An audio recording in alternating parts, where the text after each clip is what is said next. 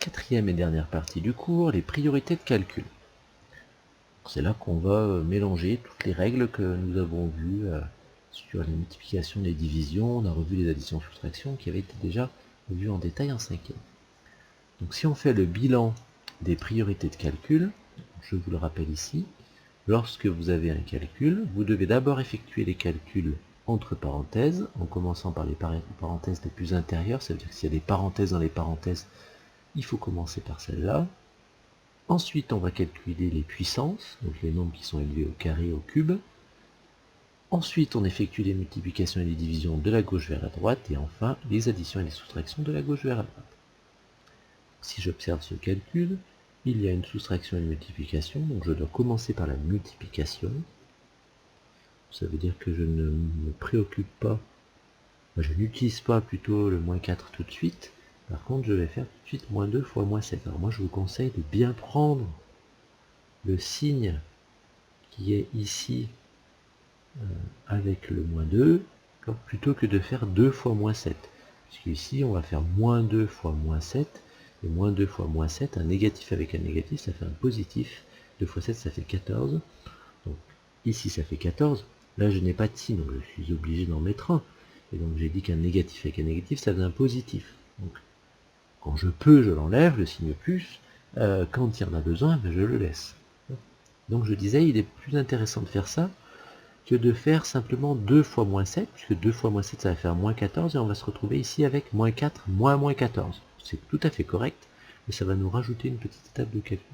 Si vous préférez, vous pouvez tout à fait laisser moins 4, moins 14.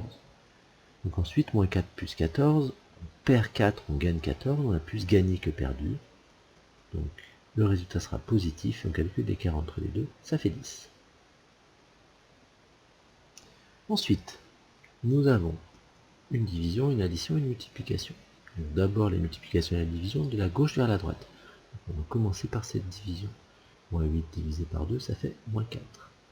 On recopie le reste. Plus 3 fois moins 5. Donc là, on doit effectuer la multiplication.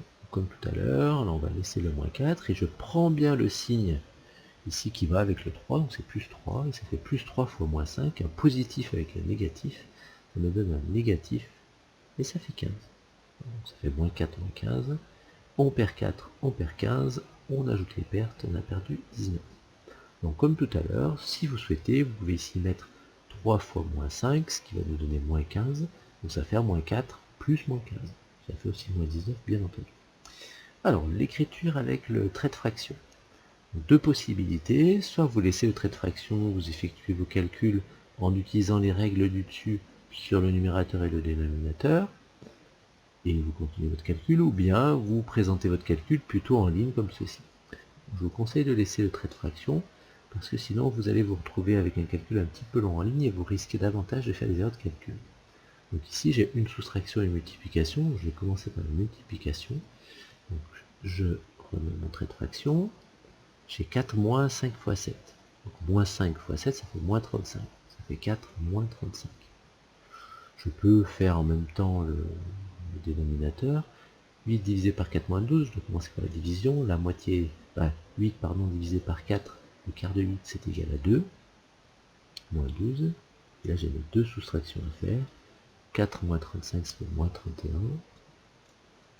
2 moins 12, ça fait moins 10. Un négatif divisé par un négatif, ça fait un positif. Et 31 divisé par 10, c'est égal à 3,1. D'un rang vers la gauche. Et enfin, le dernier, qui mélange un peu toutes les opérations, etc., les parenthèses. Donc justement, il faut que je commence par les parenthèses. Donc je recopie le reste. Moins 8 fois 3, moins 80, divisé par 5, fois... Alors dans ma parenthèse, j'ai une soustraction et des puissances, donc je vais commencer par les puissances. Donc 3 au carré, ça fait 9, 3 contre 9. Donc ça fait 7 moins 9. Je continue, je recopie le début de mon calcul. Je vais finir mon calcul entre parenthèses. Donc 7 moins 9, ça fait moins 2. Alors ensuite, j'ai multiplication, soustraction, division, multiplication. Donc je dois d'abord faire les multiplications et les divisions de la gauche vers la droite. On va commencer par moins 8 fois 3, ça fait moins 24.